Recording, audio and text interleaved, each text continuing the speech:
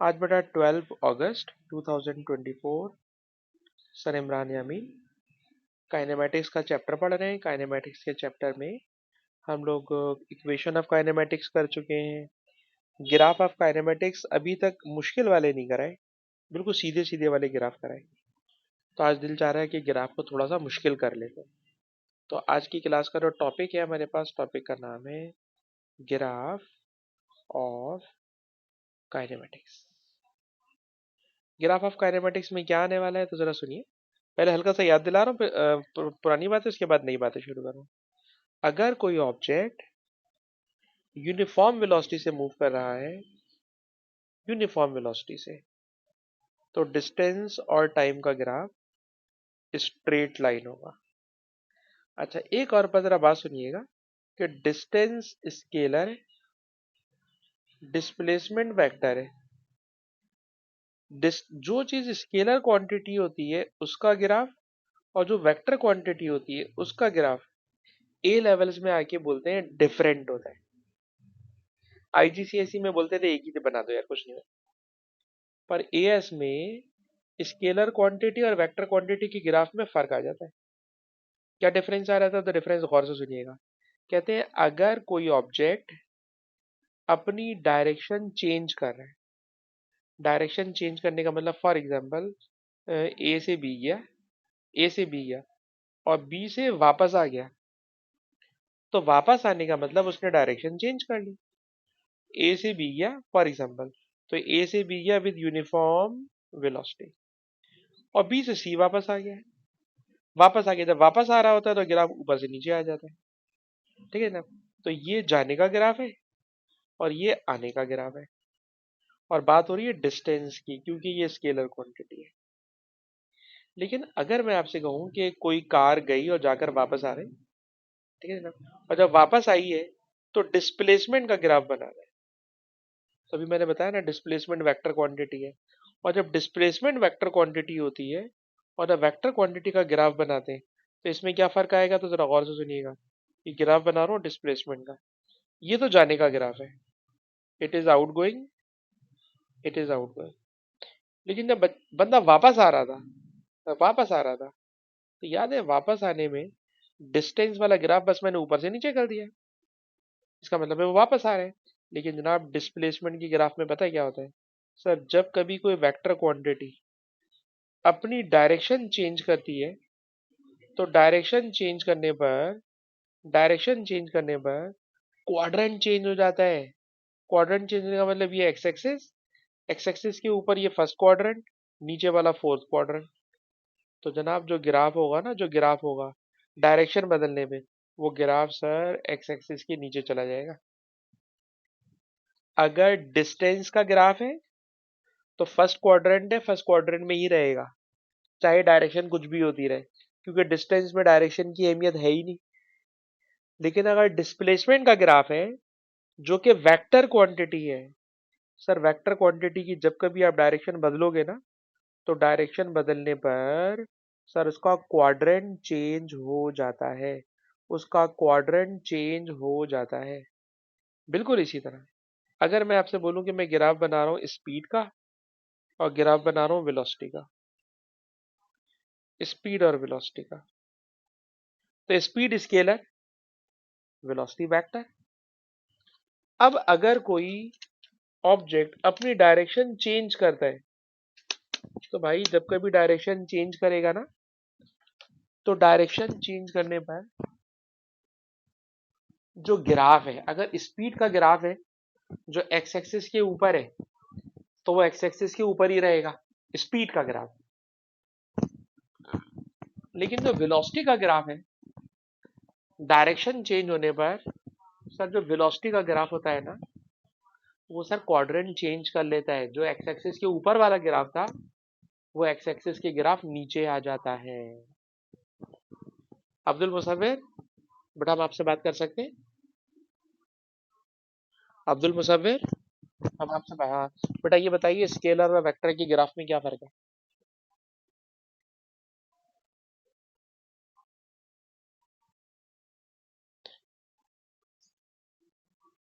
रुक जाए, रुक जाए, रुक जा, जो मैं अल्फाज बोल रहा हूँ ना उसको दिमाग में बैठा।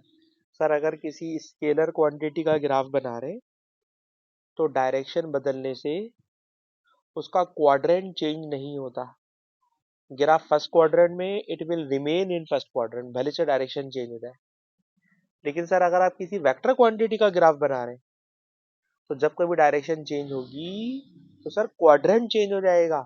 जो ग्राफ फर्स्ट क्वाड्रेंट में था वो फोर्थ में आ जाएगा, या अगर फोर्थ में था तो फर्स्ट में आ जाएगा। और ये वाली बात एएस में, ए2 में बेइंतहा यूज होगी स्केलर वेक्टर के नाम से। तो अब्दुल मुसव्विर जो बात मैंने बोली है ना खाली इसको बोलिएगा बेटा, ठीक है। अब्दुल मुसव्विर हमें बताएं स्केलर और वेक्टर के ग्राफ में क्या फर्क होता है।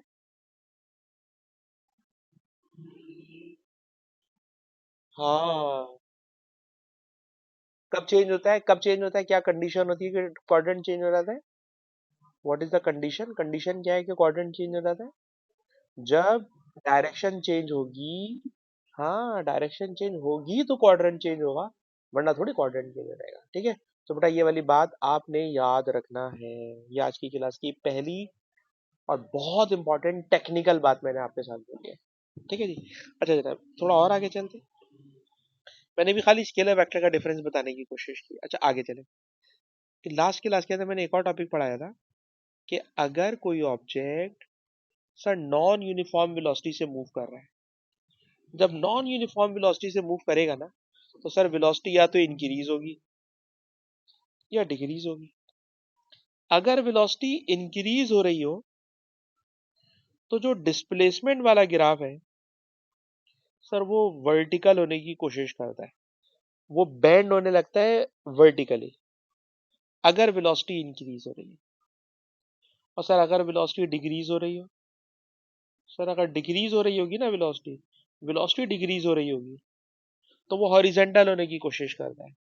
और जब डिक्रीज होगी वेलोसिटी जीरो हो जाए तो ग्राफ बिल्कुल ही हॉरिजेंटल हो जाता है। अच्छा वेलोसिटी वाले ग्राफ में तो पुरानी बात है, वेलोसिटी इंक्रीज वेलोसिटी डिक्रीज। अगर मैं यहाँ पे वेलोसिटी रखूँ और यहाँ पे टाइम रखूँ तो इसमें भी कोई खास मुश्किल बात नहीं है।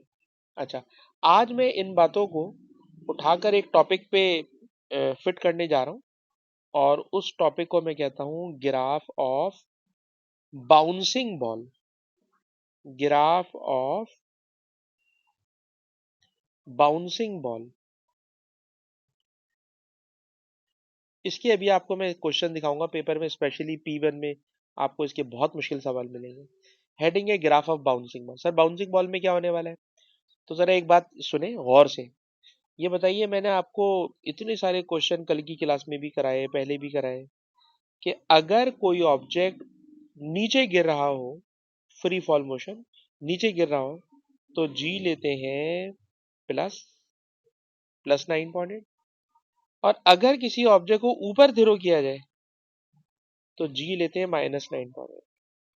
ऐसा जब करते हैं जब हम कोई न्यूमेरिकल क्वेश्चन सॉल्व कर रहे होते हैं, जब हम इक्वेशन ऑफ काइनेमेटिक्स यूज करते हैं।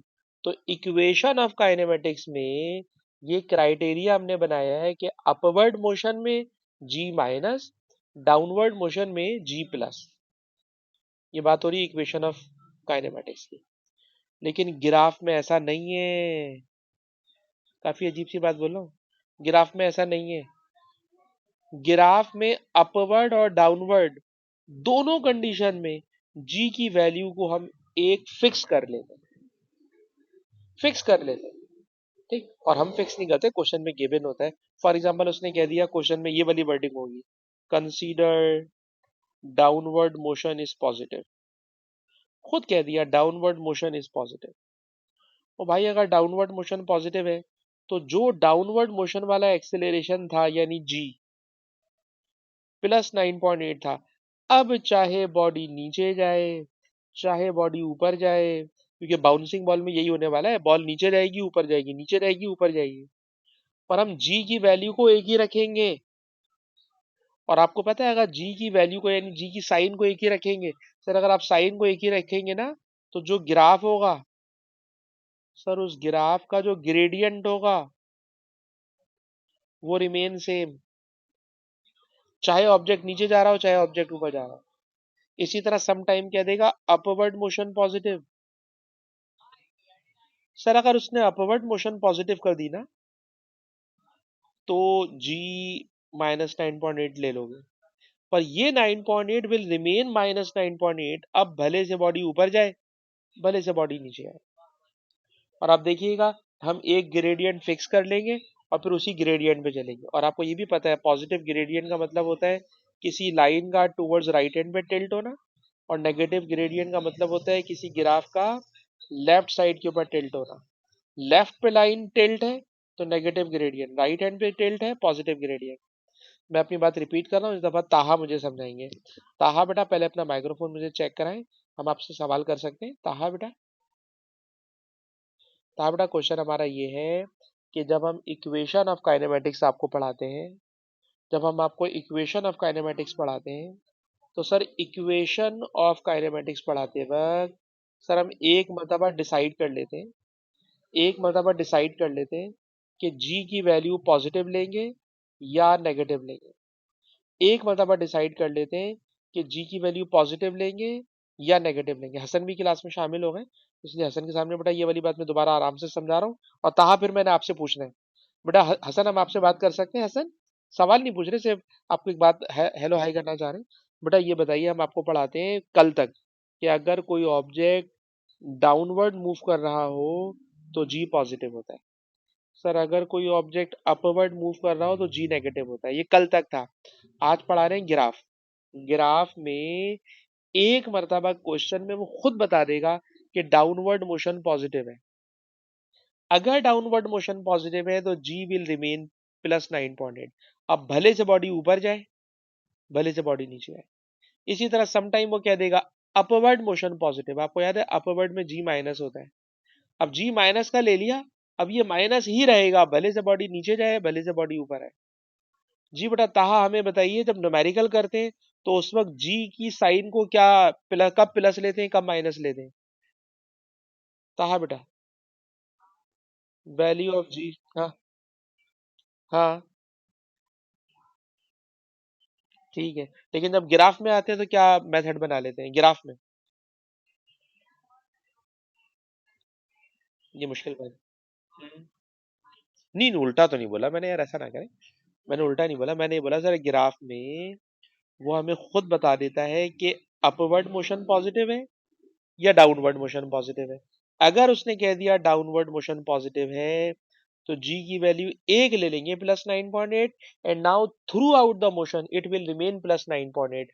भले से बॉडी ऊपर जा रही हो, भले से बॉडी नीचे जा रही हो। जी बेटा ताहा, इस बात का मतलब बताइए क्या बोल रहे हैं?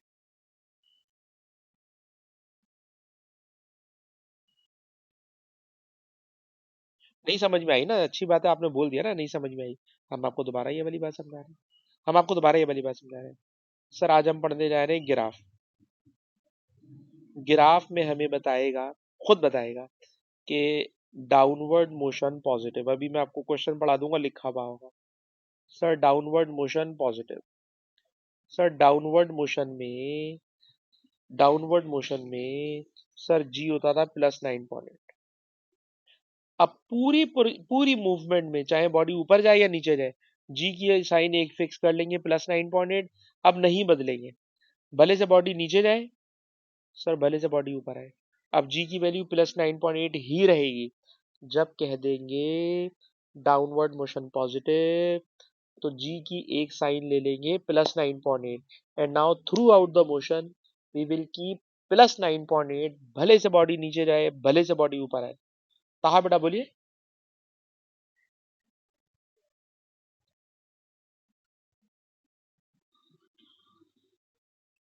हाँ, हाँ, एक दफा डिसाइड कर लेंगे, फिर बार बार बदलेंगे नहीं। ठीक है, बार बार बदलेंगे नहीं। अच्छा जी, अब आज की क्लास में क्योंकि टॉपिक ही यही चलेगा, इसलिए मैं आपको अभी ये वाली बात और समझाऊंगा, तो कहा बेटा और समझ में आ जाएगा। ठीक है, और ये वाली बात उलट है किसके? सर न्यूमेरिकल में आप कुछ और कर रहे थे, यानी इक्वेशन ऑफ काइनेमेटिक्स में कुछ और कर रहे थे, पर ग्राफ में आज वाला रूल लगेगा। चलिए जनाब, शुरू करते हैं आज की क्लास, मतलब टॉपिक अब शुरू करने जा रहे हैं।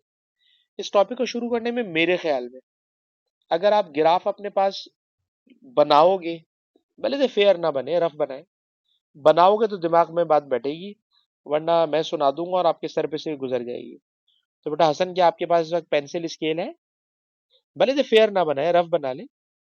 है बेटा, रूलर है आपके पास हसन? बेटा मुसव्विर आपके पास भी रूलर है बेटा, मुसव्विर, अब्दुल मुसव्विर? ठीक है बेटा। चलिए जनाब, टॉपिक है ग्राफ ऑफ बाउंसिंग बॉल। ठीक, क्या होगा इसके अंदर तो सुनिए। सर हमसे कह रहे हैं, फॉर एग्जाम्पल पहले से वो क्वेश्चन में बता रहे हैं कि downward motion positive, this is given condition. ठीक है ना, अभी कंडीशन गिवन है। अब जब कंडीशन गिवन है तो सर बॉल ऊपर से नीचे गिर रही है। सर अब बॉल ऊपर से नीचे गिर रही है तो मैंने कहा ए से लेकर बी तक बॉल नीचे आ रही है। यार जब बॉल नीचे आ रही होगी तो ये बताओ कि उसकी वेलोसिटी डिक्रीज हो रही होगी या इंक्रीज हो रही होगी? तो सर आपने ऊपर से ड्रॉप किया है तो वेलोसिटी इंक्रीज होगी। अच्छा, अगर वेलोसिटी इंक्रीज होगी तो डिस्प्लेसमेंट का ग्राफ कैसा बनेगा? सर डिस्प्लेसमेंट का ग्राफ नीचे से ऊपर की तरफ ग्राफ टर्न कर रहा होगा। ग्राफ जो होगा, graph will be bending, graph bending vertically, क्योंकि वेलोसिटी इंक्रीज हो रही है।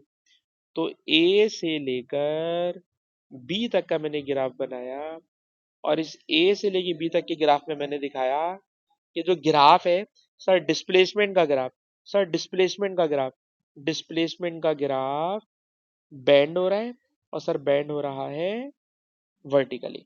अच्छा, ये बताइए वेलोसिटी का ग्राफ। सर वेलोसिटी इंक्रीज होगी, सीधी सीधी वेलोसिटी इंक्रीज होगी, इसलिए ये वेलोसिटी का मैंने ग्राफ बना दिया। ये वेलोसिटी का ग्राफ है ए से लेकर बी तक। बेटा ये वेलोसिटी का ग्राफ है ए से लेकर बी तक, ये वेलोसिटी का ग्राफ है। ठीक है। अच्छा, अगर मैं आपसे कहूं एक्सेलरेशन का भी ग्राफ बना दें, तो सर एक्सेलरेशन इस टॉपिक में होता है जी, एक्सेलरेशन इस टॉपिक में होता है जी, और जी की वैल्यू 9.8। डाउनवर्ड मोशन पॉजिटिव है तो सर जी होगा +9.8, और +9.8 देखिए मैंने एक बहुत ही लंबा ग्राफ बना दिया जिसमें बताना चाह रहा हूँ कि जी की वैल्यू जो है ना वो +9.8 है, और ये पूरे टॉपिक में कहीं चेंज होगी ही नहीं, इसलिए मैंने लंबा सा ग्राफ बना के छोड़ दिया, एक्स्ट्रा ग्राफ बना दिया। ऊपर वाले ग्राफ छोटे बनाए, इसको बहुत दूर टाइम तक मैंने बना दिया। अच्छा जी, बॉल ने जमीन को हिट कर दिया, ए से लेकर बी तक उसने बॉल ने जमीन को हिट कर दिया। ठीक है जनाब, जब बॉल ने जमीन को हिट कर दिया, और आप ये भी जरा नोट कीजिएगा वेलोसिटी के ग्राफ को मैंने राइट हैंड पे टिल्ट किया है। राइट हैंड पे टिल्ट करने का मतलब इसका जो ग्रेडियंट है, सॉरी ग्रेडियंट मैंने पॉजिटिव बनाया है, राइट हैंड पे टिल्ट किया हुआ। ठीक है जी। अब बॉल ने जमीन को हिट कर दिया, हिट करके बेटा बॉल नीचे से ऊपर जा रही है। जब नीचे से ऊपर जा रही है तो उसको मैंने कह दिया सर बॉल जा रही है बी से सी। ठीक है बेटा, बॉल जा रही है बी से सी। बताइए ना, बी से सी जा रही है, ठीक है जनाब, तो बी से सी जाने में, बी से सी जाने में, ठीक है जनाब, बॉल ने बी से सी जा रही है। सर अब बी से सी जा रही है ना, तो बी से सी जाने में वेलोसिटी इंक्रीज होगी या डिक्रीज होगी? तो सीधी सी बात है सर, वेलोसिटी होगी अब डिक्रीज। बी से सी जा रही है, डिक्रीज, और जब वेलोसिटी डिक्रीज होती है ना तो डिस्प्लेसमेंट का ग्राफ ऐसा बनेगा जो सर हॉरिजेंटल होने की कोशिश करेगा। सर ग्राफ ऊपर से नीचे आप लेकर आ गए, वजह क्योंकि बॉल सर वापस आ रही है। आपको याद है जब बॉल वापस आती है, सर जब बॉल वापस आती है तो बॉल का वापस आना, सर बॉल का वापस आना, सर वापस आने में जो ग्राफ होगा ना वो ऊपर से नीचे आ जाएगा। अच्छा, फिर आप कहेंगे सर ये डिस्प्लेसमेंट का ग्राफ है वेक्टर, क्या इसमें डायरेक्शन का चेंज आया है नहीं आया है? तो इसका आंसर है डायरेक्शन का चेंज जब होगा, डायरेक्शन का चेंज जब होगा जब अगर ये बॉल ए से और ऊपर चली जाए तो इसको डायरेक्शन का चेंज कहते हैं। अभी आप नोट करें तो जो बंदा यहाँ पे बैठा हुआ है, जो बंदा यहाँ पे बैठा हुआ है, फॉर एग्जाम्पल यहाँ पे फाइक भाई बैठे हुए हैं, तो फाइक भाई के बॉल नीचे गई है और नीचे ही वापस आई है, तो इसको हम कहते हैं डिस्प्लेसमेंट की डायरेक्शन चेंज नहीं हुई। डिस्प्लेसमेंट की डायरेक्शन चेंज नहीं हुई। डिस्प्लेसमेंट की जब डायरेक्शन चेंज होगी ना, तो जब बॉल फाइव भाई के ऊपर जाके ऊपर से वापस आएगी, तो ऊपर जाना डायरेक्शन का चेंज होगा, नीचे से नीचे आना ये डिस्प्लेसमेंट में डायरेक्शन का चेंज नहीं है। बड़ी अजीब सी बात है, डिस्प्लेसमेंट में डायरेक्शन का चेंज नहीं है, अलबत्ता वेलोसिटी में डायरेक्शन का चेंज है। क्योंकि वेलोसिटी क्या है सर, वेलोसिटी में बॉल पहले मूव कर रही थी डाउनवर्ड, अब बॉल मूव कर रही है अपवर्ड। सर जब ये अपवर्ड मूव कर रही है तो इसने डायरेक्शन चेंज कर ली। सर जब इसने डायरेक्शन चेंज कर ली ना, तो अभी आपको याद है मैंने क्लास के शुरू में बताया था, अगर आप किसी वेक्टर क्वांटिटी का ग्राफ बना रहे हैं तो वेक्टर क्वांटिटी का ग्राफ बनाने में जब कभी डायरेक्शन चेंज होगी तो डायरेक्शन का चेंज ग्राफ को ग्राफ को क्या करेगा, क्वाड्रेंट चेंज करा देगा। तो जो ग्राफ ऊपर था, एक्स एक्सिस के जो ग्राफ ऊपर था, सर वो ग्राफ एक्स एक्सिस के नीचे आ जाएगा। आएगा नीचे, आएगा नीचे, लेकिन गौर कीजिएगा सर उसका ग्रेडियंट, आप देखिएगा मैंने जानबूझ के जो मैंने ए से बी वाला ग्राफ बनाया था बिल्कुल उसी के पैरेलल ग्राफ बनाया। और पैरेलल ग्राफ बनाने का मतलब सेम ग्रेडियंट, पैरेलल ग्राफ बनाने का मतलब सेम ग्रेडियंट, और सेम ग्रेडियंट का मतलब जी की वैल्यू रिमेन 9.8, जी की वैल्यू रिमेन 9.8, सेम ग्रेडियंट है। और अभी भी देखा जाए तो ये राइट हैंड पे ही टिल्ट है। अभी मैं इसको और एक्सटेंड करूंगा तो आपको नजर आएगा कि ये राइट हैंड पर ही टिल्ट है। अच्छा जी, बॉल रिबाउंड हो गई है, बॉल रिबाउंड हो गई है, ए से बी गई, बी से सी आ गई, बॉल वापस आ गई। अच्छा, इसके अंदर भी एक और वैरायटी है जो आपका और दिमाग खराब करेगी, वो ये कि ये बताइए जब बॉल जमीन को हिट करती है तो some time ball hard ball होती है, बॉल इतनी हार्ड होती है कि वो जमीन को हिट करते वक्त स्क्वीज नहीं होती, दबती नहीं है। वो हार्ड बॉल है, हिट करेगी और टकरा के वापस आ गई। तो जब हिट करके टकरा कर वापस आई तो जमीन को हिट करते वक्त उसने कोई टाइम जमीन के साथ स्पेंड नहीं किया, टाइम जमीन के साथ स्पेंड नहीं किया।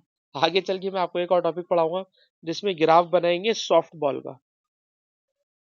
और जब सॉफ्ट बॉल का ग्राफ बनाएंगे ना, तो आपको पता है सॉफ्ट बॉल सर जब जमीन को हिट कर रही होगी, जमीन को हिट कर रही होगी, सॉफ्ट बॉल है, तो सर वो पहले जमीन को हिट करते वक्त स्क्वीज करेगी, दबेगी, फिर एक्सपेंड करेगी। तो उसका दबना और एक्सपेंड करना, ये वो टाइम है जिसके अंदर वो जमीन के साथ विल रिमेन इन कांटेक्ट। और जब वो जमीन के साथ विल रिमेन इन कांटेक्ट तो भाई ग्राफ बनाना और मुश्किल हो जाता है।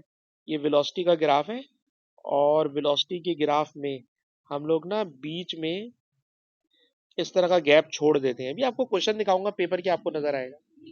सर इस तरह का गैप छोड़ देते हैं टाइम वाली एक्सेस पे, और गैप छोड़ने के बाद फिर हम लोग ग्राफ क्यों बनाते हैं। तो ये वाला जो ग्राफ है, सर ये ग्राफ भी वेलोसिटी का ग्राफ है, वेलोसिटी का ग्राफ है, वेलोसिटी का ग्राफ है। और जब ये वेलोसिटी का ग्राफ है तो सर ऐसे वेलोसिटी के ग्राफ में ये जो हम बीच में गैप छोड़ रहे हैं ना, ये गैप किस चीज को रिप्रेजेंट कर रहा है। सर ये गैप इस बात को रिप्रेजेंट कर रहा है कि बॉल ने जमीन को हिट किया, हिट करते वक्त बॉल जमीन के साथ स्क्वीज हुई, बॉल दबी और फैली, दबने और फैलने में जितना टाइम लगा, सर ये वो टाइम इंटरवल है पैरेलल लाइन के बिटवीन में। और अभी जो मैं ग्राफ पढ़ा रहा हूँ सर, इसके अंदर आप ग्राफ बना रहे हैं हार्ड बॉल का। हार्ड बॉल जब जमीन को हिट करेगी तो सर वो स्क्वीज या एक्सपेंड नहीं करेगी, जमीन के साथ टाइम ऑफ कांटेक्ट ना होने के बराबर होगा। इसलिए हमने ग्राफ को बड़े मजे से ऊपर से नीचे वर्टिकल लाइन बना दिया है। ठीक है जनाब। और उसमें ना जी के ग्राफ के अंदर भी एक स्पाइक आ जाता है, जी के ग्राफ के अंदर भी एक स्पाइक आ जाता है। वो स्पाइक अभी मैं बनाना नहीं चाह रहा वरना काफी मुश्किल बात हो जाएगी। पहले सिर्फ इतनी सी बात को समझने की कोशिश करें, और मैं अपनी बात दोबारा रिपीट कर रहा हूँ। अब्दुल मुसव्विर से गुफ्तगू करूंगा। अब्दुल मुसव्विर बेटा गौर से सुनिए, अब्दुल मुसव्विर बेटा माइक्रोफोन पे रेडी रहिएगा। आज जो अभी मैं ग्राफ तफसील से पढ़ा रहा हूँ सर वो हार्ड बॉल का है। और जब वो हार्ड बॉल का है तो जब हार्ड बॉल जमीन को हिट करती है तो सर जमीन को हिट करने में टाइम नहीं लगाती, बट टच करेगी और आ जाएगी। लेकिन अगर सॉफ्ट बॉल होगी तो सॉफ्ट बॉल जमीन को हिट करने में टाइम लगा देगी। और अब जमीन को हिट करने में टाइम लगा देगी तो अब्दुल मुसव्विर कैसे पहचानेंगे। तो अब्दुल मुसव्विर पहचान लेंगे सर ये जो आपने दो लाइनों के बिटवीन में गैप छोड़ा हुआ है ना, ये गैप इस बात को याद दिला रहा है, ये गैप इस बात को याद दिला रहा है कि सर जमीन को हिट करते वक्त सॉफ्ट बॉल स्क्वीज कर रही है और फिर एक्सपेंड हो रही है। अब्दुल मुसव्विर हमें सिर्फ इतनी सी बात बताएं कि वेलोसिटी का ग्राफ हार्ड बॉल और सॉफ्ट बॉल दोनों को किस तरह से पहचान लोगे। वेलोसिटी का ग्राफ सॉफ्ट बॉल और हार्ड बॉल दोनों के ग्राफ को किस तरह से बेटा डिफरेंशिएट कर लोगे अब्दुल मुसव्विर?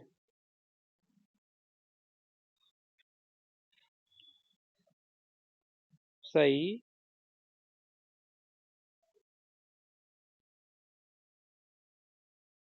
हाँ, आप उसको देख के पहचान लोगे। ठीक है। और एक और बात वैसे बता रहा हूँ कि अगर जी का ग्राफ है यानी एक्सेलरेशन का ग्राफ है, तो सर एक्सेलरेशन का ग्राफ अगर वो टाइम नहीं ले रहा तो बिल्कुल स्ट्रेट लाइन ही भागता रहता है। लेकिन अगर वो टाइम ले रहा है तो एक दफा आया हुआ सवाल, उसके अंदर स्पाइक आ जाता है। ठीक है। स्पाइक में इसके अंदर बना के भी मुश्किल बातें नहीं करना चाह रहा, अभी इतनी बातें दिमाग में बैठ जाए बड़ी बात है। अच्छा जी, अभी बॉल ने ए ने बॉल को, सॉरी ए से बी तक आए हम लोग, इसको देखिएगा, ए से बी तक आए और बी से सी तक आए। तो ए से बी, बी से सी, ऊपर डिस्प्लेसमेंट का ग्राफ, फिर वेलोसिटी का ग्राफ। ठीक है। अच्छा, फिर यही ग्राफ बार बार रिपीट होते रहेंगे, तो मैं समझा नहीं रहा भाई। ये वाला ग्राफ यूं जाएगा ऊपर, फिर ऊपर से नीचे आएगा।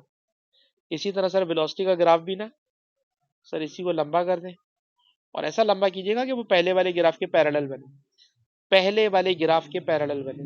ठीक है सर। तो गौर कीजिएगा, मैं जितने भी ग्राफ बना रहा हूँ वो सारे के सारे पैरेलल ग्राफ, पहले वाले ग्राफ के पैरेलल बना हो। एक बात।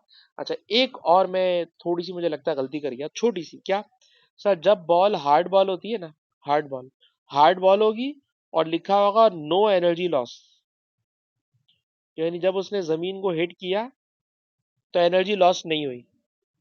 ठीक है। लेकिन अगर सॉफ्ट बॉल है, सॉफ्ट बॉल है, तो जब वो जमीन को हिट करके आएगी तो क्या उतनी ही वेलोसिटी से वापस आएगी? नहीं सर, वेलोसिटी टकराने के बाद थोड़ी सी कम हो जाएगी, थोड़ी सी कम हो जाएगी। तो आप गौर कीजिएगा, इस वाले को मैं 1 2 3 लाइनों तक लेके गया हूँ। इसको आप देखिएगा, मैंने 1 2, सर आपने इसको भी नहीं यार, 1 2 3 तक लेके गया हूँ। इसको और थोड़ा छोटा कर लो, इसको सर यूं कर ले। इसको जब मैंने यूं किया, काफी ज्यादा छोटा कर दिया, तो गौर कीजिएगा इसमें वेलोसिटी की वैल्यू जो है ना, वो पहले से कम हो गई है। तो जब लिखा हुआ होगा क्वेश्चन में कि बॉल ने एनर्जी लूज कर दी, सर बॉल ने एनर्जी लूज कर दी, जब बॉल एनर्जी लूज करेगी ना, तो सर टकराने के बाद उसकी वेलोसिटी की वैल्यू कम हो जाएगी। और जब टकराने के बाद वेलोसिटी की वैल्यू कम हो जाएगी तो ग्राफ इस तरह की, इसकी शेप थोड़ी सी छोटी हो जाएगी। और अगर सेम वेलोसिटी से टकरा के लौट रहा है, फिर तो सर ऊपर वाली ट्रायंगल और नीचे वाली ट्रायंगल, ऊपर वाली ट्रायंगल और नीचे वाली ट्रायंगल, सर सब बराबर चल रहे होंगे। ठीक है जनाब। अच्छा, ये बताइए कि जब सॉफ्ट बॉल है, जब सॉफ्ट बॉल है और जब उतना वापस नहीं आ पा रही, तो एक दफा डिस्प्लेसमेंट ज्यादा होगा, अगला डिस्प्लेसमेंट कम हो जाएगा। आपने बॉल को ड्रॉप किया फॉर एग्जाम्पल 10 मीटर की हाइट से, लेकिन बॉल उछल के 10 मीटर पे नहीं आ रही, वो 8 मीटर तक ही पहुंच पा रही है, क्योंकि बॉल ने कुछ ना कुछ एनर्जी क्या कर दी, लूज कर दी। कुछ ना कुछ एनर्जी बेटा क्या कर दी, लूज कर दी। जब बॉल एनर्जी लूज कर देगी तो जाहिर सी बात है उसकी हाइट अगर कम हो गई है तो ट्रायंगल का एरिया भी छोटा हो जाएगा, ट्रायंगल का एरिया भी छोटा हो जाएगा। तो मेरे अपने ख्याल में जिस दिन मैं बच्चों को पढ़ाता हूँ ग्राफ ऑफ बाउंसिंग बॉल, तो दिमाग हिलता तो है। लेकिन बेटा इसको पक्का करें, फिर मैं आपको इसके एक दो सवाल दिखाऊं ताकि आपको लगे कि ये चीज पेपर में आती है, सर टीचर तफरी में नहीं करा रहे। ठीक है। सर अब पहले ग्राफ को देखिएगा जिसका नाम मैं रख रहा हूँ graph number 1। Sir graph number 1 किस चीज को शो कर रहा है? सर ये डिस्प्लेसमेंट टाइम ग्राफ है, जिसके अंदर बॉल सर पहले डाउन जा रही है, सर फिर अप आ रही है, डाउन जा रही है, सर अप आ रही है। डाउन जाते वक्त वेलोसिटी इंक्रीज, अप आते वक्त velocity decrease, velocity increase, velocity decrease. Sir velocity के ग्राफ में आ जाए, सर यहाँ पे वेलोसिटी इंक्रीज, यहाँ पे वेलोसिटी डिक्रीज। सर ऊपर और नीचे की हाइट बराबर, नो एनर्जी लॉस। सर बीच में नो टाइम इंटरवल, इसका मतलब है कि बस जमीन को टच करेगी और बॉल ऊपर वापस आ जाएगी, कोई टाइम ऑफ कांटेक्ट लंबा नहीं है। एक्सेलरेशन 9.8 पर ही रुका रहेगा। और हम इसको एक दफा डिसाइड कर लेते हैं और आप देख लीजिए पूरे ग्राफ में फिर ये +9.8 पर ही चल रहा है। और अगर बॉल सॉफ्ट बॉल है तो जमीन को हिट करने में भी टाइम लगाएगी, हिट करने में भी टाइम लगाएगी, नंबर 1। नंबर 2, ट्राइंगल का एरिया छोटा हो जाएगा। नंबर 3, सर डिस्प्लेसमेंट का ग्राफ भी अजीब सा हो जाएगा, जरा सुनिएगा। डिस्प्लेसमेंट, एक डिस्प्लेसमेंट बड़ा होगा, फिर दो डिस्प्लेसमेंट इक्वल साइज के होंगे, मैंने बहुत ज्यादा छोटे कर दी, दो डिस्प्लेसमेंट इक्वल साइज के होंगे। सर दो इक्वल साइज की क्यों बना रहे हैं, मैं रीजन भी बता रहा हूँ, खुद बताइए। जब बॉल को आपने ऊपर से छोड़ा तो ये हाइट तो बड़ी है, जब बॉल ऊपर आएगी तो ऊपर आके नीचे जाने में उतना ही डिस्टेंस कवर करेगी। अच्छा, फिर थोड़ा कम हो जाएगी हाइट, लेकिन फिर नीचे आने में उतना ही कवर करेगी। तो गौर कीजिएगा, दो दो का पेयर चलेगा, दो दो का पेयर चलेगा, दो दो का पेयर चलेगा, दो दो का पेयर चलेगा। तो it is displacement time graph. तो आज की क्लास को मैं आपको फोर्स कर रहा हूँ, मेरी क्लास की वीडियो को मेरी क्लास के बाद जरूर देखिएगा। ग्राफ कभी भी एक दम दिमाग में नहीं बैठते, एक साथ दिमाग में नहीं बैठते। तो अभी मैंने आपको ग्राफ सारे नहीं कराए, थोड़ा सा टच दिया है, अभी भी बोल रहा हूँ। काइनेमेटिक्स के ग्राफ बहुत मुश्किल ग्राफ है, तो इस क्लास को बेटा जरूर जरूर वीडियो में देखिएगा। तो आपको मैं जो रिकॉर्डिंग दूंगा, इस रिकॉर्डिंग को बेटा जरूर जरूर देखिएगा, ताकि आपको ये बातें अच्छी तरह समझ में आ सके। ठीक है जी। अच्छा, अब आप कहें सर आपने हमें इतना पका दिया इस टॉपिक में, इसके कोई क्वेश्चन तो हमें दिखाएं। तो क्वेश्चन दिखाने जा रहा हूँ। अलबत्ता फाइव, क्या आपके पास एमसीक्यूज वाली बुक भी आप लेकर आए हो पाकिस्तान से? चले मैं जबरदस्त हो गया, फिर एमसीक्यूज वाली बुक भी निकाल लें। और एमसीक्यूज वाली बुक निकाल कर, आय हाय मैंने, रुक मैकेनिक्स मैकेनिक्स में 3.2, ये आ गया जी, नहीं नहीं ये वाला नहीं, सॉरी 3.2, ये रहा 3.2, ये रहा जी 3.2। कोई ऐसा ग्राफ दिखाऊं जो अभी वाले, हाँ जरा इसको देखते, इसको देखते, इसको देखते। जरा देखिएगा इस चीज को, ताकि ये सवाल आपको समझ में आए। बेटा सारे बच्चे जरा गौर कीजिएगा, और इस सवाल में अगर हसन भाई हमारे साथ थोड़ा सा कोऑपरेट कर ले। हसन, हम आपसे बात कर सकते हैं? हसन, आप बैठे हुए हैं हमारे साथ? हसन, हसन, हसन भाई माशाल्लाह कुछ भी कर ले हम हसन भाई को, हसन भाई हमारी बात नहीं सुनते। ये बताइए बेटा अब्दुल मुसव्विर, हम आपसे बात कर सकते हैं? हाँ यार, ये बताओ ऊपर वाली जो लाल वाली ट्रायंगल, और ये टॉपिक ऊपर से देख लो कि क्या हो रहा है सर इसके अंदर। ये हो रहा है एक बॉल है, और ये वर्टिकली अपवर्ड ग्राउंड, वही बाउंसिंग बॉल वाला चक्कर है। ठीक है, सिर्फ मुझे ये बताओ अब्दुल मुसव्विर, ऊपर वाली ट्रायंगल बड़ी है, नीचे वाली ट्रायंगल छोटी है, इसकी क्या वजह? जी, ऊपर वाली ट्रायंगल बड़ी है, नीचे वाली ट्रायंगल छोटी है, वजह क्या है? हम्म, हाँ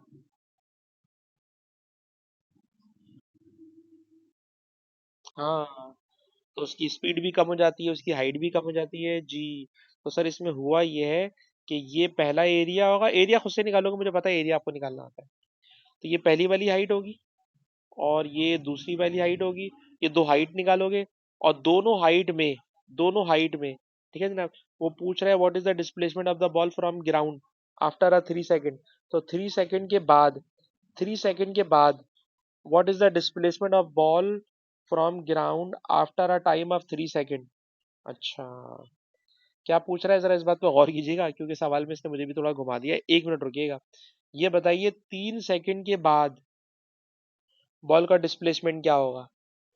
तो आपको याद है कि जो बॉल ऊपर जा रही है, ऊपर जा रही है, सर ये ऊपर जाने के बाद नीचे भी इतनी ही आएगी, और सर अब नीचे भी इतनी ही आएगी, इतनी ही आएगी। ठीक है ना? तो पक्की बात है कि जितनी बड़ी ट्रायंगल यहाँ नीचे बनी है ना, बिल्कुल इतनी बड़ी ट्रायंगल ऊपर बनने वाली है। ठीक है ना? तो what is the displacement of the ball from ground after a time of 3 second. 3 second के बाद डिस्प्लेसमेंट क्या होगा, यानी वो कितना ऊपर जाएगी। तो ऊपर जाने के लिए कौन सी वाली ट्रायंगल का एरिया निकालेंगे? फाइक आपको इन्वॉल्व करना मुश्किल सवाल है। कौन सी ट्रायंगल का एरिया निकालोगे जो आफ्टर 3 सेकेंड तुम्हें बताएगी कि जमीन से बॉल कितना ऊपर जाएगी?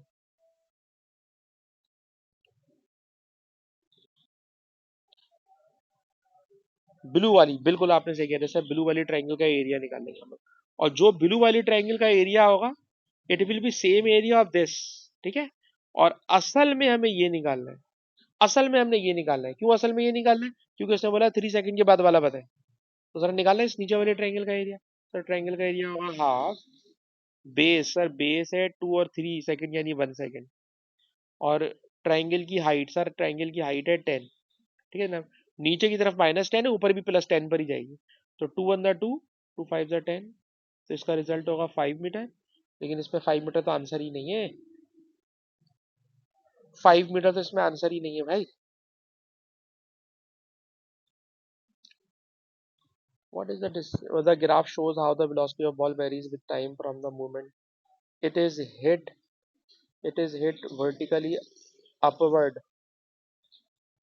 The graph shows how the velocity of ball varies with time from the moment it is hit vertically upward from the ground. Vertically upward from the ground.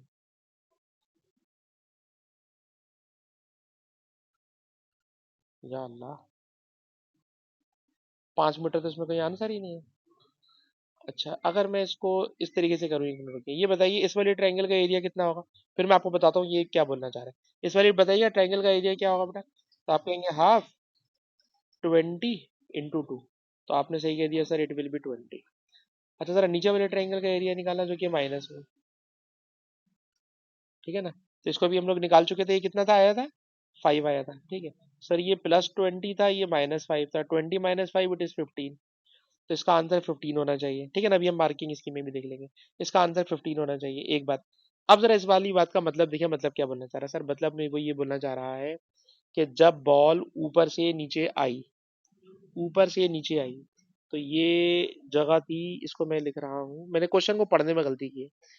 Sir ये ball आई ए से बी, ठीक है, फिर गई B से सी, ठीक है ना। तो जहां से बॉल को हमने ड्रॉप किया है, ये वाला डिस्प्लेसमेंट पूछना चाह रहे हैं। अब इस वाले डिस्प्लेसमेंट के लिए जो इसने वर्डिंग बोली है, वर्डिंग तो इसने मुझे भी लाजवाब कर दिया है। अलबत्ता इसका हम आंसर देख लें पहले। अव्वल तो खैर कोई और सा आंसर इसमें पॉसिबल ही नहीं है, क्योंकि ये ऊपर वाला आंसर, ये वाला डिस्प्लेसमेंट ऑब्वियसली पॉजिटिव है, ये नीचे है तो ये ऑब्वियसली नेगेटिव है, और 20 - 5 करोगे तो आंसर तो 15 है, आंसर 15 है। लेकिन क्वेश्चन की वर्डिंग जरा दोबारा पढ़िए। The graph shows how velocity of ball varies with time from the moment it is hit vertically upward from the ground। अच्छा, ये वाला जो, ओए हाय हाय हाय हाय, सही सही सही, अब मेरे पास समझ में आ गया, आंसर आ चुका है। एक्सप्लेनेशन के अंदर मैं थोड़ा सा अपनी अल्फाज को चेंज करने जा रहा हूँ। यार ये बताओ, वेलोसिटी कम हो रही है, वेलोसिटी कम हो रही है, वेलोसिटी कम हो रही है तो बॉल नीचे जा रही होगी ऊपर जा रही होगी, वेलोसिटी कम हो रही है, ताहा बेटा मेरी हेल्प कीजिए। वेलोसिटी कम हो रही है, ऊपर जा रही है यार, ये मैंने स्टार्ट गलत ले लिया सर, ये ऊपर जा रही है, क्योंकि इसने लिखा है कि इसने जमीन को हिट किया और हिट करके ऊपर जा रही है, ऊपर जा रही है, ये ऊपर जाने का हो गया। तो ये ग्राफ जो है समझ ले, ए से बी तक का ग्राफ ये वाला है, जिसमें बॉल गई है पहले ऊपर, पहले बॉल ऊपर गई है। मेरी आदत है बॉल को ऊपर ड्रॉप करने की, और इन्होंने ग्राफ शुरू किया है जमीन को हिट करने के बाद का। ये ऊपर गई, और ऊपर जाने के बाद जब ये नीचे आ रही थी, तो इन्होंने इसको जमीन तक आने का ग्राफ बनाया नहीं है, जमीन तक आने का ग्राफ बनाया नहीं है। जमीन तक तो जाहिर सी बात है ये 2 सेकंड में पहुंचेगी, इन्होंने ग्राफ 3 सेकंड का बना दिया। और जब 3 सेकंड का ग्राफ बना दिया, तो पूछ रहे बताइए कि इसका डिस्प्लेसमेंट कितना है फ्रॉम ग्राउंड, जमीन से, क्योंकि मैंने डायग्राम गलत बनाई है, इसलिए वो मैं एक्सप्लेनेशन में फंस रहा हूं। फ्रॉम ग्राउंड, जमीन से कितना डिस्प्लेसमेंट है, सर वो ये चीज पूछ रहे हैं। और जब वो ये चीज पूछ रहे हैं, तो साफ समझ में आ रहा है, ऊपर जाना +20 था, नीचे आना सर -5 था, 20 - 5 इट इज 15, ये इसका आंसर हो गया 5 बटा। बताइए एक्सप्लेनेशन अब बिल्कुल परफेक्ट हो गई है, कोई गड़बड़ नहीं है, 5 बटा बात समझ में आई, ठीक है। अब्दुल मुसव्विर, आपको बेटा ये बात समझ में आई कि मेरी आदत है कि मैं बॉल को ऊपर से ड्रॉप कराता हूँ, और इन्होंने क्वेश्चन में, ग्राफ में, क्वेश्चन जो है उसके अंदर बॉल को ड्रॉप कराने से शुरू नहीं किया है, बल्कि उन्होंने यहां से शुरू किया है कि हमने ग्राफ जमीन को हिट करने के बाद का बनाया है। तो ऐसा अब हिट करने के बाद का बनाया, तो इसलिए हम इसके अंदर थोड़ा सा बहक गया, ठीक है। तो एग्जामिनर भैया मुश्किल मुश्किल बातें डाल देता है। अच्छा जी, इसी तरह का एक और ग्राफ आपको दिखाना चाहेंगे, इसी तरह का एक और दिखाना चाहेंगे जिसमें बाउंसिंग बॉल का चक्कर आ रहा है। ये सारे ग्राफ करा दूंगा सारे।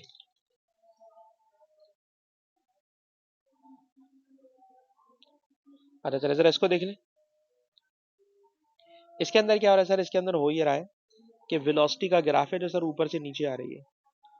अगर वेलोसिटी सर ऊपर से नीचे आ रही है ना, तो इसका भी मतलब वही वाली बात है, क्या कि सर वेलोसिटी ऊपर से नीचे आ रही है तो वेलोसिटी डिक्रीज हो रही है। सर वेलोसिटी डिक्रीज हो रही है, बॉल जा रही होगी ऊपर, ऊपर जा रही होगी, ठीक है ना, वेलोसिटी डिक्रीज हो रही है। बताइए ना, वेलोसिटी डिक्रीज हो रही होती है तो डिस्प्लेसमेंट का ग्राफ सर बनता है कर्व, एक ऐसा कर्व जो हॉरिजेंटल होने की कोशिश कर रहा होता है।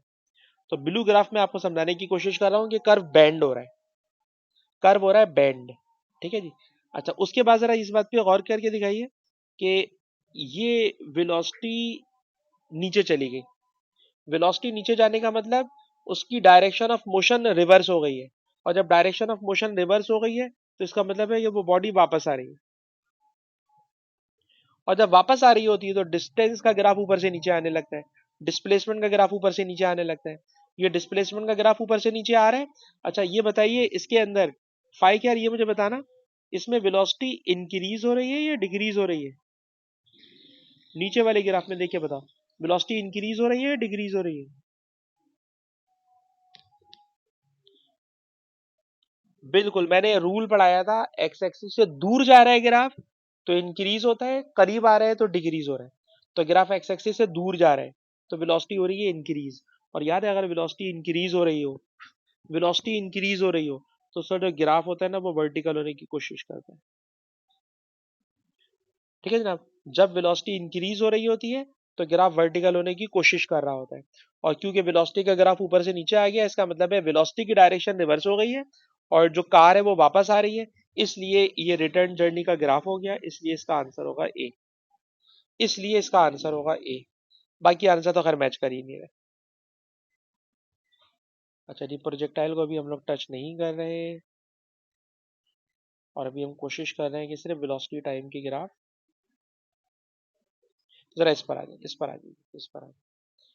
इस वाले क्वेश्चन को करने के लिए देखिए, पहले तो पहचान लें इस तरह के क्वेश्चन में, सर एक बॉल को रिलीज किया from rest above a hard surface, यानी बॉल भी हार्ड होगी और सरफेस भी हार्ड होगी, और आप देख रहे हैं देयर इज नो एनर्जी। जो वेलोसिटी का चेंज है, वेलोसिटी का जो चेंज है उसके अंदर उन्होंने कोई बीच में गैप नहीं दिया हुआ, बीच में उन्होंने कोई गैप नहीं दिया हुआ। सर अब गैप नहीं दिया हुआ तो इसका मतलब है कि बॉल टच करके फौरन ऊपर आ जाएगी।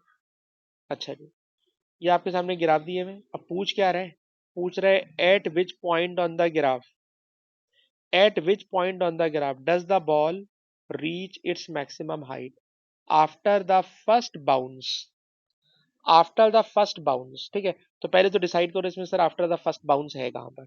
तो जरा देखना, वेलोसिटी इंक्रीज हो रही है, इंक्रीज हो रही है, पक्की बात है बॉल नीचे जा रही है, बॉल नीचे जा रही होती है तो वेलोसिटी इंक्रीज होती है, और इस पॉइंट पर पहुंचकर बॉल ने जमीन को हिट कर दिया। तो ये तो वर्टिकल लाइन है जिसको मैं रेड लाइन बना रहा हूं, सर जिसको मैं रेड लाइन बना रहा हूं, ये रेड लाइन शो कर रही है कि बॉल ने जमीन को हिट कर दिया। अब हिट करने के बाद ये आपके पास सारे के सारे ऑप्शंस आ रहे हैं, ऑप्शंस में बी सी डी वगैरह वगैरह। अब इसके अंदर कह रहे हैं eight which point on the graph, graph का कौन सा पॉइंट है जहाँ पे बॉल मैक्सिमम हाइट पर पहुंच गई after the first bounce, after the first bounce. तो जरा खुद गौर कीजिएगा, ये डाउन गई है, बॉल डाउन गई है, बॉल बॉल डाउन करने के बाद अब जा रही है ऊपर, ऊपर जा रही है। सर जब बॉल ऊपर जा रही होगी, बॉल ऊपर जा रही होगी, अरे यार इतना पेन मोटा कैसे हो गया। सर अब बॉल ऊपर जा रही होगी तो बॉल ऊपर जाते वक्त ऊपर जा रही है, ऊपर, और ऊपर जा रही है, ऊपर जा रही है, ऊपर जा रही है, ऊपर जा रही है, ऊपर जाते जाते यहाँ वेलोसिटी हो गई इसकी जीरो, और जब यहाँ वेलोसिटी जीरो हो गई तो ये बॉल अपनी मैक्सिमम हाइट पर पहुंच गई, बॉल अपनी मैक्सिमम हाइट पर पहुंच गई। तो पॉइंट सी, सर ये वो पॉइंट है जहां पर बॉल अपनी मैक्सिमम हाइट पर पहुंच चुकी होगी, क्योंकि बॉल जा रही होगी ऊपर, ऊपर ऊपर, ऊपर पहुंचकर जिसकी वेलोसिटी क्या हो जानी है, जीरो हो जानी है। तो हाईएस्ट पॉइंट के ऊपर पहुंच के वेलोसिटी क्या हो जाती है, जीरो हो जाती है। तो इस क्वेश्चन में बॉल ऊपर से नीचे आ रही है, डाउनवर्ड मोशन। सर ये डाउनवर्ड जब आ रही थी तो ये इसका ग्राफ था, टकराने के बाद जब बॉल ऊपर जा रही है तो ऊपर जाते हुए, ऊपर जाते हुए मुझे साफ नजर आ रही है, इतना ऊपर नहीं जा पाएगी, लेकिन अब ये ऊपर जा रही है, तो ऊपर जाते वक्त ये पॉइंट ए और बी सर ये ए और बी दोनों तो जमीन को हिट करने वाले पॉइंट है। सी वो पॉइंट है जहां पर बॉल पहुंचकर हाईएस्ट पॉइंट के ऊपर पहुंच चुकी होगी। अलबत्ता फाइव को तंग करूंगा। फाइव बताना डी तुम्हारे ख्याल में कौन सा पॉइंट होगा?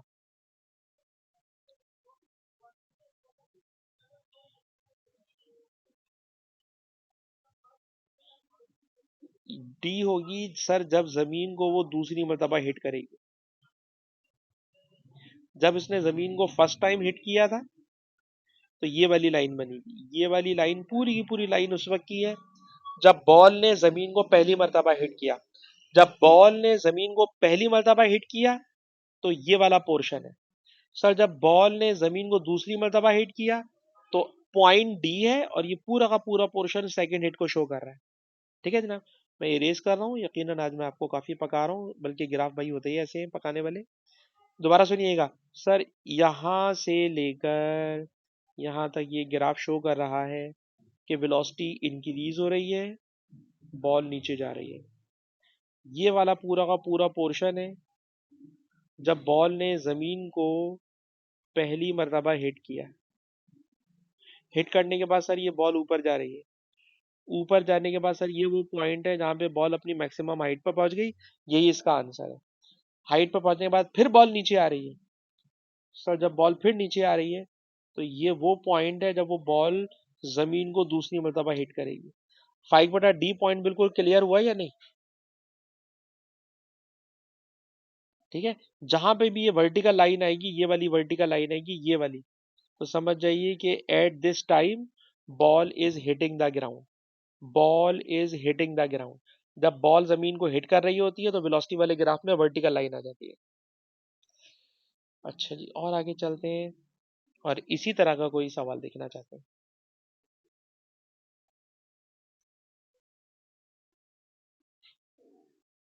चलो जी जरा इसको देख लेते हैं। A ball rolls in a straight line up a ramp. ये रैम्प पे जा रही है, ये वाली नहीं है। ठीक है, रैम्प वाली, लेकिन हम लोग कर सकते हैं अगर इसको थोड़ा सा गौर करें। सर बॉल रैम्प पे जा रही है, तो अगर बॉल रैम्प पे जा रही है, ये जमीन है, ये रैम्प है, और बॉल जो है जमीन रैम्प पर जा रही है। अब ball roll in a straight line up a ramp, ऊपर जा रही है। बताइए, जब ऊपर जा रही होगी तो यार अब्दुल मुसव्विर बताना, वेलोसिटी इंक्रीज या डिक्रीज? अब्दुल मुसव्विर डिक्रीज। डिक्रीज हो रही है तो ऑप्शन ए या सी? ए में डिक्रीज हो रही है, सी में इंक्रीज हो रही है, तो सी तो आउट कर दें।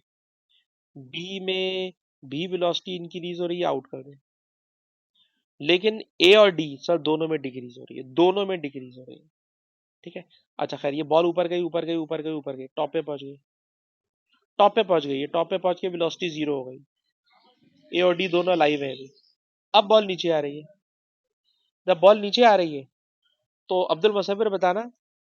हाँ, अब आप बताओ कि ए वाला ऑप्शन या डी वाला ऑप्शन, वेलोसिटी है ये, स्पीड नहीं है जी। अबे नहीं ना यार, अगर ये ग्राफ वेलोसिटी का है तो वेलोसिटी वेक्टर क्वांटिटी है। सर वेक्टर क्वांटिटी में जब कभी डायरेक्शन ऑफ मोशन रिवर्स होगी तो जो ग्राफ एक्स एक्सिस के ऊपर था वो एक्स एक्सिस के नीचे चला जाएगा। और अगर ये ग्राफ वेलोसिटी के बजाय ग्राफ स्पीड का होता तो ये वाला सही हो जाता आंसर, क्योंकि स्पीड में डायरेक्शन के चेंज से कोई फर्क नहीं पड़ता। अगर ग्राफ डी स्पीड का होता, यानी अगर आप आपसे बोलें सर डी को बस सही करके दिखाएं, तो मैं बोलूंगा वेलोसिटी काट के स्पीड बना दो। वेलोसिटी काट के स्पीड बना दो। ग्राफ ऊपर फर्स्ट क्वाड्रेंट में है, फर्स्ट क्वाड्रेंट में ही रहेगा। लेकिन जो ऑप्शन ए है उसके अंदर सर जैसे ही बॉल ऊपर से नीचे आने लगी तो क्वाड्रेंट चेंज हो गया और ग्राफ जो एक्स एक्सिस के ऊपर था वो नीचे आ गया। अब ताहा बेटा आपसे बात करना चाहते हैं। ताहा बेटा, ताहा, यार ए और डी में क्या फर्क है?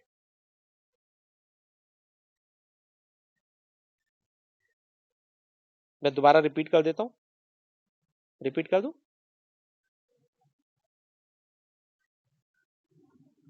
ताहा एक्सप्लेन करना चाहेंगे या रिपीट कर दूं? मैं रिपीट कर देता हूँ।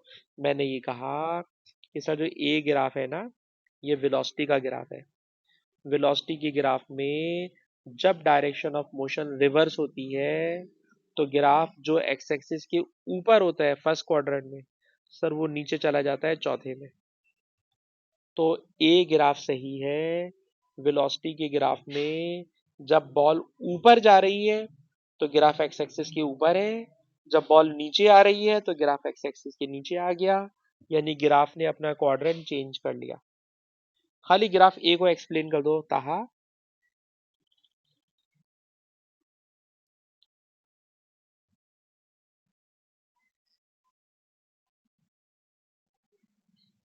जब डायरेक्शन ऑफ मोशन रिवर्स होगी, बॉल पहले ऊपर जा रही है। सर बॉल पहले ऊपर जा रही है, जब ऊपर जा रही है तो डायरेक्शन ऑफ मोशन ऊपर की तरफ है। जब बॉल नीचे आ रही है तो sir direction of motion change हो गई। सर जैसी डायरेक्शन ऑफ मोशन चेंज हुई तो ग्राफ जो एक्स एक्सिस के ऊपर था वो ग्राफ एक्स एक्सिस के नीचे आ गया। सर वेलोसिटी वेक्टर क्वांटिटी है, वेक्टर क्वांटिटी के ग्राफ में जब डायरेक्शन ऑफ मोशन रिवर्स होती है तो ग्राफ ऊपर वाला नीचे आ जाता है, नीचे वाला ऊपर आ जाता है। तो वेलोसिटी वेक्टर क्वांटिटी है। ऑप्शन ए इसलिए सही है कि जब बॉल ऊपर जा रही है तो ग्राफ एक्स एक्सिस के ऊपर है, और जब बॉल नीचे आने लगी तो ग्राफ एक्स एक्सिस के नीचे आ गया, उसने क्वाड्रेंट बदल लिया। हाँ बेटा ताहा बताए ए आंसर क्यों सही है।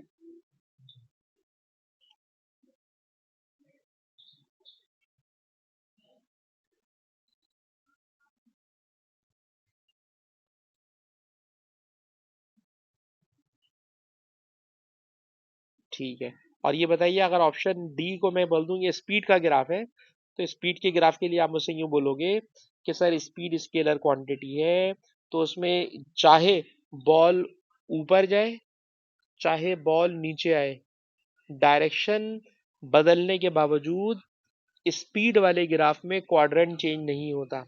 सर स्पीड वाले ग्राफ में क्वाड्रेंट चेंज नहीं होता। जो ग्राफ एक्स एक्सिस के ऊपर है वो ऊपर ही ऊपर रहेगा सर, वो नीचे नहीं आएगा। स्केलर का ग्राफ एक्स एक्सिस के ऊपर ही रहता है, नीचे नहीं आता। पर वेक्टर वाला ग्राफ ऊपर भी जाता है नीचे भी आता है, ऊपर भी जाता है नीचे भी जाता है। इसलिए ऑप्शन ए वेलोसिटी है, ऑप्शन डी स्पीड है, बी और सी तो वैसे ही आउट है, इसलिए इस क्वेश्चन का आंसर ए है। ठीक है जी। तो आज की क्लास काफी भारी पड़ी है, इसकी मैं रिकॉर्डिंग स्टॉप कर रहा हूँ।